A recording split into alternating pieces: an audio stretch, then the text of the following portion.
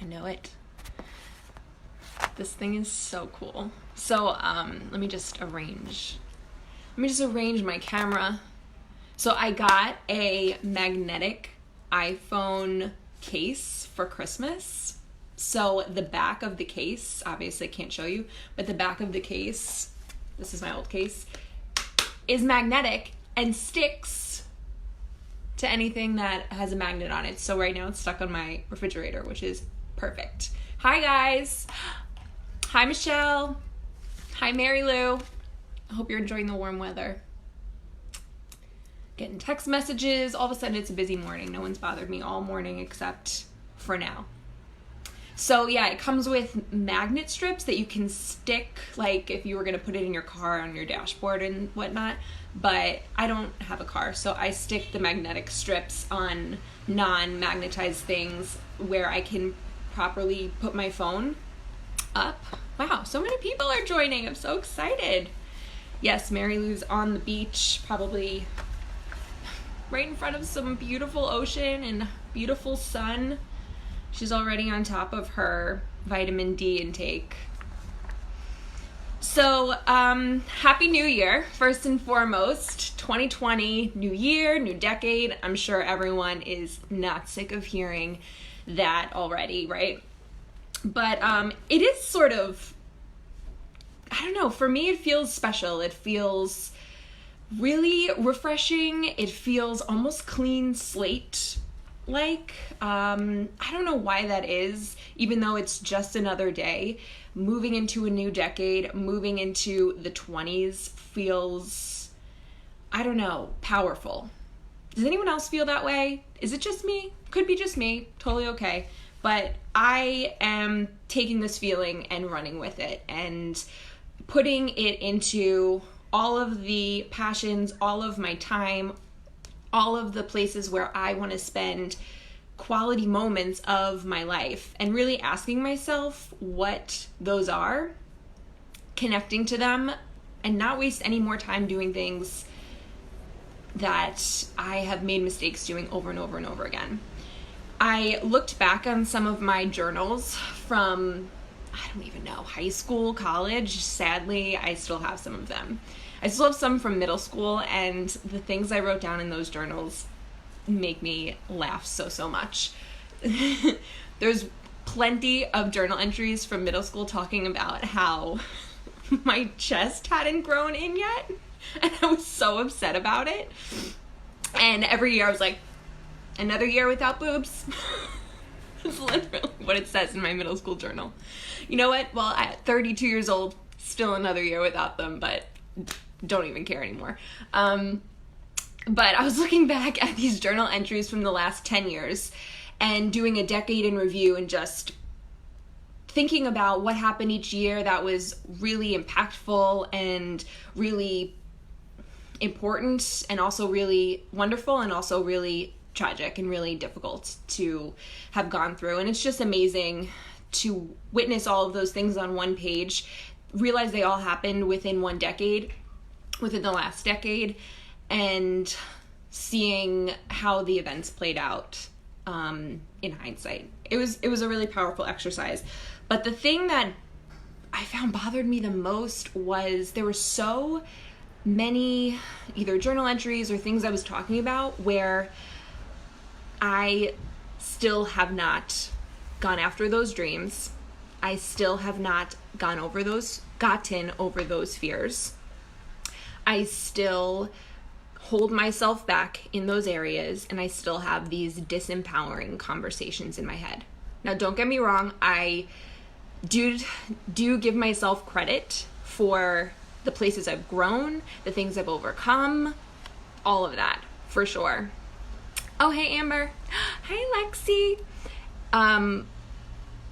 But those repetitive challenges that I still have not at this age, looking back 10 years ago, me at 22 versus me now at 32, knowing that I have wasted time not overcoming them, hiding from them, running from them, trying to numb myself from them, hurts. Like, looking back on those things, that I can really say I feel a twinge, like a little twinge of sadness and a little twinge of regret that I let all of this time go by and still I am dealing with those same cycling challenges.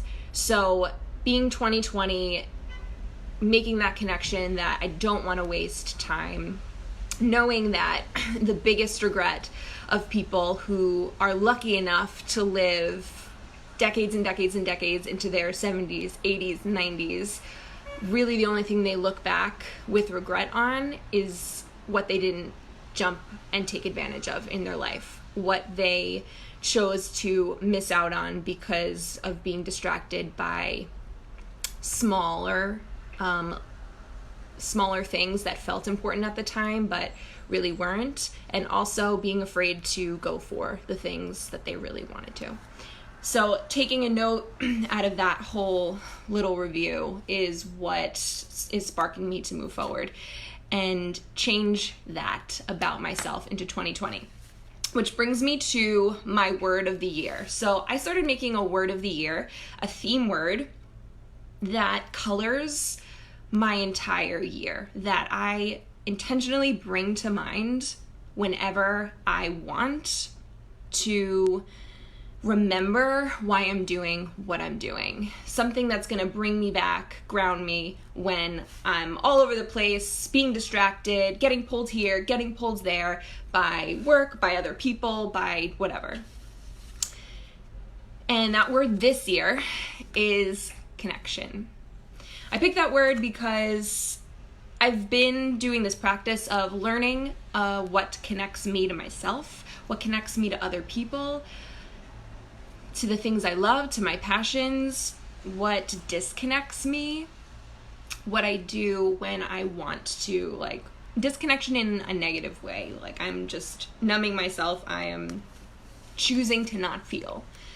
And connection to me feels empowering and powerful because I feel that my time is most fulfilled when I choose to be connected. Choose to be connected to the moment, choose to be connected to what I truly want. Not necessarily what this is telling me, but what this is telling me, and doing practices to make that connection stronger through meditation, through not always having a screen on or an audio playing. I looked back, in 2019 and I realized I'm either always surrounded by audio from the TV, listening to a podcast in my ears, having a video up on YouTube, and some of it's just junk entertainment, but others, is learning and whatnot. But either way, I always have some sound, some external auditory sound that's filling my brain. And when are the times where I connect to myself just in pure silence, turning all of those external noises off and just quieting and seeing what's going on in here. So that's what that's what comes to mind for me when I think of connection. So a few of you have written down what your words are going to be. Focus was one of them. Stronger was another one. I can't remember. But I encourage you guys to pick a word. It is a really powerful practice that is not only just a temporary New Year's resolution goal, but it is a theme that fills and, like I said, colors all of the parts of your year in every single part of your life. So I think it's awesome. I would love for you all to do it. And when you pick your word, write it in the comments below so we can start sharing that and reminding each other of that, and also encouraging everyone else to do it as well. There's a couple things I want you to do so that you don't forget and that you keep that theme top of mind every single day. These are the few things I do. I write my word down. So, can I bring it? Well, I write my word down in my journal. I'll write connection on top of it. So at least have it somewhere where you can see it every single day. It's going to come out backwards because the words come out backwards when I hold them up. But I wrote out on a sheet of paper the word connection, and then I wrote out like little theme words around it that I want to embody connection in throughout my life, throughout my day. So write it down, write it somewhere that you can see it every single day. I know people will make a super fancy graphic and put it on the back of their phone display, or put it in your bedroom, put it in your office, print out a really colorful, bright photo of that word or design of that word. So put that somewhere you're going to see it every single day. And then when you do see it, you're going to learn this habit of prompting yourself to ask, how are you going to embody that word today? So every time you look at this word, you're going to learn to think and make this prompt association in your mind. It's going to take a little while at first. So you can even write the question under the word to help you remember. But soon enough, every time you see that word everywhere, even if it's not your own design or drawing of it, if it's out in the world somewhere, it's at work, you hear it on the radio, you hear it on the TV, on a podcast, you see it written in a book, whatever. Every time you see that word, you're going to automatically have that trigger, that positive habit in your mind of asking yourself, how will I embody this word today? And it's just a way to bring you back into the present moment, to bring you back to your why, to what's important to you, and how to embody that word with intention in that moment, in that day, however that looks. So that is one step further that I felt I needed to do because, not gonna lie, halfway through last year, I just totally forgot my word. Totally forgot I made a word, totally forgot what it was, and I had to go and look back at my journal entry from way back on January 1st, 2019 to remember that my word was force.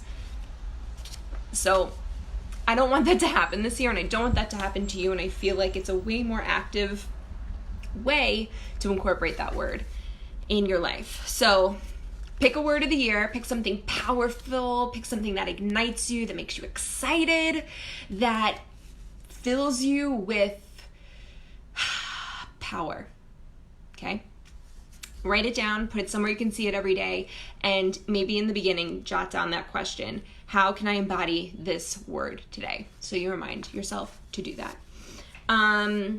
So my next thing I wanted to talk about is seasonal affective disorder, which is seasonal depression. And, excuse me, supposed to be drinking coffee during this. So sad I had to put away my adorable little Christmas coffee mug that I bought at Marshall's that I enjoyed. It said Be Jolly and it had red plaid on it and I loved it. And I also put all my Christmas decorations away. So even though the Christmas lights are still up, all the ornaments are gone, and I think this is part of my next topic about seasonal affective disorder, but I'm gonna go to the flower district this weekend and get some plants to color up my apartment and maybe get some like wintry white birch branches. I think that would look really pretty. Okay, I need water. So seasonal affective disorder, seasonal depression, it definitely hits me. Before I knew what it was, all I knew was in February, I would start to get depressed. I would start to have a low mood. I would start to feel blah. And I knew that in high school and middle school, we used to have February break, and my family, luckily enough, used to go away. We usually go somewhere warm and sunny, like to an island or whatnot. And that week, I legitimately think would save me from continuing to spiral down into a deeper depression. And when I stopped doing that, or probably around college, and in my 20s, we didn't do that anymore, I noticed that, after the holidays, you start to feel a little bit of a slump. There's maybe not so much to look forward to. The holidays kind of are this big thing that your expectations are higher, and there's all this stuff happening, and you get a little bit distracted, and then it's all done, and you're left with January. You're left with February, March, and maybe the weather starts to perk up in April, maybe. So when I made that connection that not having that February break helped spiral my depression worse during the winter, I started to either push myself to take even a couple days vacation during that time, but there's been a lot of years in the last decade that I have chosen to not spend my budget on that because I'm spending it on bigger things like business development. So I didn't take a vacation, and I know that it made my depression worse. The last couple years, I have not experienced seasonal depression, which has been incredible. So I'm going to give you 6 tips right now onto science-based evidence practices that help reduce your risk of getting seasonal depression. So a lot of the time, during winter, we're in darkness way more, so the sun is just not out. We don't have that light throughout the majority of the day. We're inside a lot more. We're not even in fresh air as much. I noticed even now in the last month, I'm going from one inside place to the next inside place, and my body is craving being out in fresh air and nature. So I've been giving it its fix by going to Central Park. But often this is connected to vitamin D, which I don't think is an unfamiliar thing. And vitamin D deficiency in general throughout the entire year is actually quite commonly found in the majority of our population. Even though during summer we're outside more, we are covered in sunblock, we don't necessarily get a full body exposure to the sun for 20 minutes every day, which is what helps increase our vitamin D. So the first one is taking a vitamin D supplement, specifically vitamin D3. If you are getting your blood work done anytime soon, request a vitamin D blood panel, because if you are deficient, which I believe is below 30 in your blood level, or you are on the low end even of within normal limits, you should be taking a vitamin D supplement to, one, get you back into normal limits, and if you're at normal limits, get that even up higher for optimal functioning. We need a lot more of it. Vitamin D is something that we actually store in our bodies. It's one of the 5 vitamins that we're able to store in our bodies. So we want to make sure that storage level is at a great amount. So vitamin D3, I recommend it in liquid form just because it's easier to get down.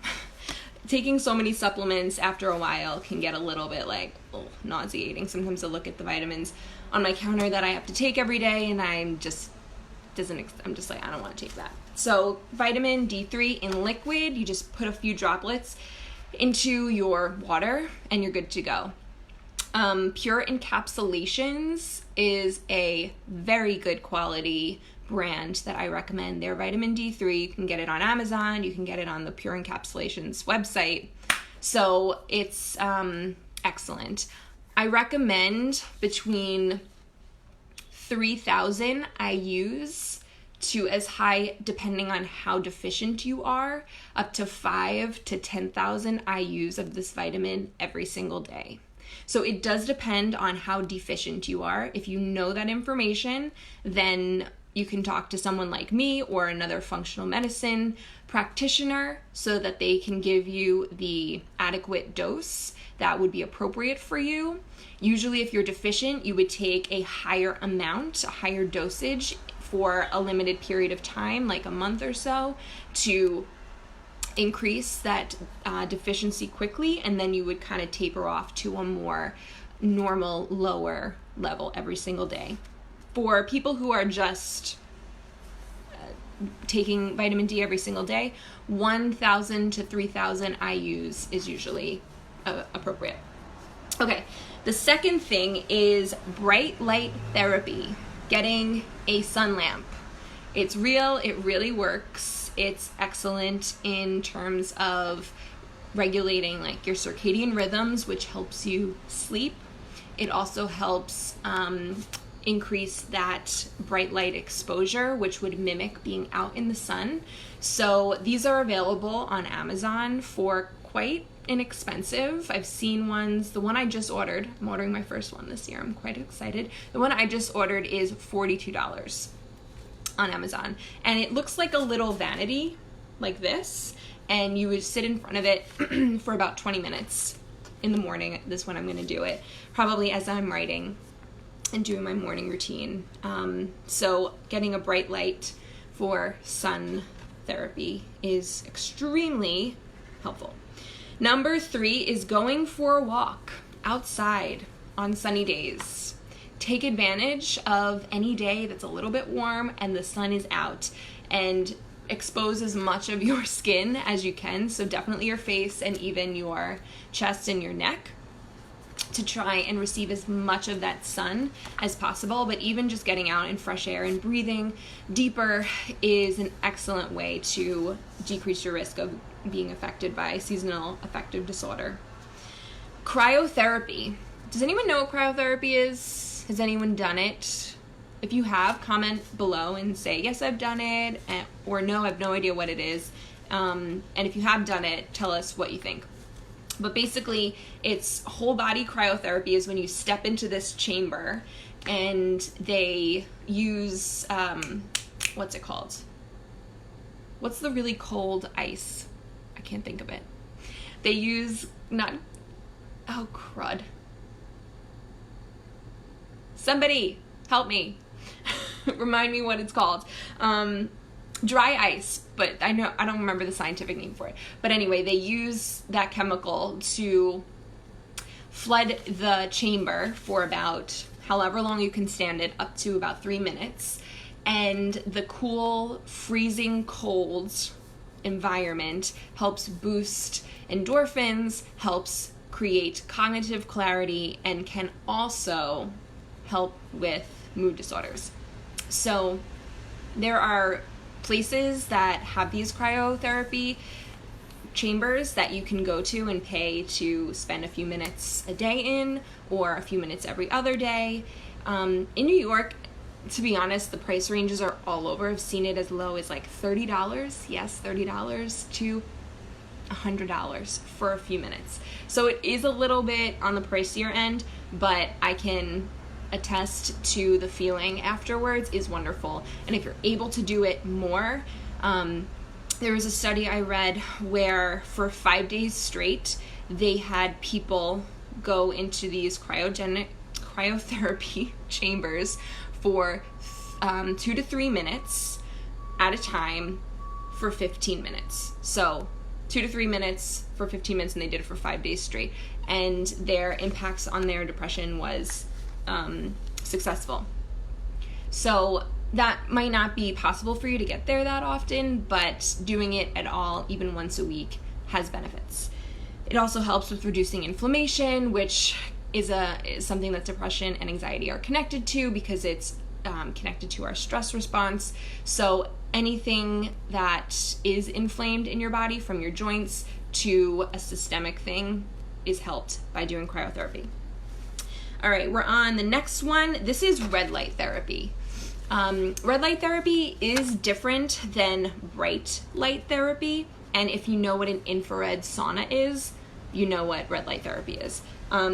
It can be, I've seen it in certain gyms and recovery centers as being a box, a glass box that you go in and you sit in. It's different than a traditional sauna because red light and near infrared light is a specific part of the light spectrum that they narrow in and just use in this treatment, and it's known as the sweet spot for health and safety. So this type of the red light and the near infrared have a more specific effect on anti-inflammation, helping regulate our circadian rhythms, as well as a slew of others. Most athletes nowadays are using red light therapy. It also has very incredible cognitive benefits. It's being studied in the use of Alzheimer's and dementia. So the cognitive benefits and any inflammation, brain, mood disorders is extremely beneficial. So getting into a recovery place that has this infrared light box, or there is a product called Juve where you can buy your own red light wall, red light therapy box. that can be as small as something like your face, or can be as big as your entire body length and width. So it definitely is the most expensive thing on my list, but purchasing it to have in your home, if you're able to do that, is a great benefit. Otherwise, getting to a location that has one and using it is awesome as well. And then my last thing on my list, which I'm going to do today, is buy plants. Surround yourself with air purifying, beautiful, green, bright, clarifying flora. And just putting that in your home is an excellent way to help you as well throughout this time of the year. So that is my tips for seasonal affective disorder, aka SAD. Does anyone use any of these at this time? Has anyone ever tried any of those suggestions? Let me know. I want to hear about what you felt, if you felt it worked, if you felt a benefit from it, if you didn't feel anything. For me personally, these are things I say all the time, but continuing to move my body, sweating 30 minutes at least once a day is my staple, is my foundation. For now, it's a habit. I do it no matter what, and when I don't do it for a few days, I feel a huge difference, a negative difference. So that's something that I do. If you're looking for some way to get in more movement inside, I have a ton of free videos of like warrior team exercises or other movement-based exercises on my YouTube, so go use them, go take advantage of them. And as I mentioned, this week we're doing a first 90 promotion for the Warrior Evolution. The Warrior Evolution is the 22-minute video workouts that I do every single day, 5 days a week. And now, in addition, I'm adding, so that you can get in your 7 days of movement, 2 mobility workouts every week. So you'll have 7 days of videos of exercises right there for you to follow along at home, minimal equipment. It's fun, it's quick. We do it to music. You literally do the video along with me. It's not easy. I'm sure the people that have done it can attest to that. It's a challenge, but you take it at your own pace. I give modifications all the time, and I like to think that this is something everyone can do, even if you have to modify it a bit. So that's happening right now, and I believe the promotion is, so it's normally $127 a month, and you get the 7 workouts a week. You get nutrition programming guidelines and constant tips. There is group coaching calls with me every single week on a Zoom, which is a video call where everyone can be a part of the video. So you don't just see me, I can see you, and we can all talk together as a group, which is a great way to hold accountability, to learn, to get new inspiration for that week. So we do that, and there's a ton of other perks as well in there. So it's normally $127 a month if you pay month to month. The 90-day promotion brings the price down to $97 a month for the 3 months, all paid up front. So I'm really bad at math. Hold on.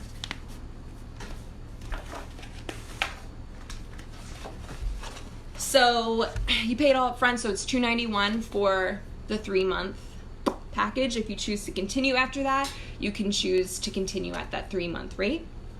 And then if you just want to jump in because you love it and you can't wait to spend more time with me and our awesome badass team of warriors, you can sign up for a year and you save the most on that. So the price drops down from $127 to $57 a month, and you pay it up front, so it's $684 up front for an entire year.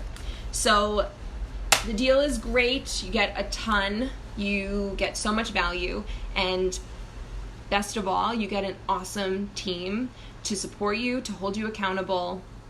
Our warriors are all like-minded. They're all learning to empower themselves and make healthier choices for themselves, to overcome hard things and learn new habits, learn new mentalities, learn new mindfulness practices and especially fuel themselves with nourishment through their eyes, through their ears, and through what we eat to help themselves feel their best and thrive. So that's my spiel for that. I'm gonna get going because I gotta get to the gym, and then I have salsa class today, which I'm very excited about. I love my salsa Saturdays. So I'm gonna finish my coffee, I'm gonna get dressed, and I'm gonna get going. I hope you guys have a wonderful day, and I'll see you tomorrow. Bye.